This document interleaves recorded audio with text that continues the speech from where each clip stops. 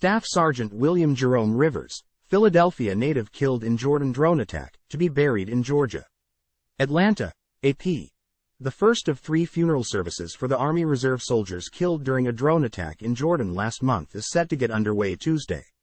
Staff Sgt. William Jerome Rivers, of Willingboro, New Jersey, will be buried at the Georgia National Cemetery for military veterans following a service at a Baptist church in Carrolton, which is west of Atlanta. Rivers, who was posthumously promoted to Staff Sergeant by the U.S. Army Reserve after his death last month, grew up in Philadelphia and is survived by his wife and son. The 46-year-old reservist served in uniform for more than a decade after enlisting as an electrician. Related. NJ flags fly at half-staff. For Staff Sgt. William Jerome Rivers, Philly native killed in Jordan base attack. The Army said his overseas deployments included a 9-month tour in Iraq in 2018.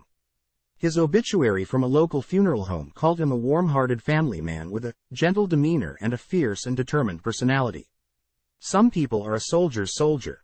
You don't duck nothing. You don't run from it, and you live that example, and you train your soldiers to be. This is what it is. This is the standard you go by, and that was the will, Maurice Muhammad, Rivers' cousin, told CBS Philadelphia.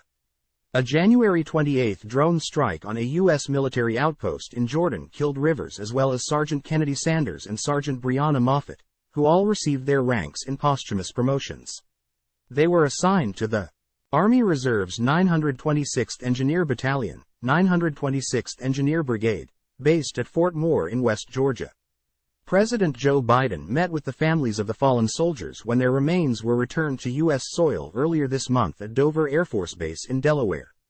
Meanwhile, friends, former classmates and co-workers have gathered to remember the slain soldiers while awaiting their final homecoming to Georgia. In Waycross, where 24-year-old Sanders worked at a pharmacy and helped coach children's basketball and soccer teams, residents gathered at a downtown park for a moment of silence shortly after the overseas attack.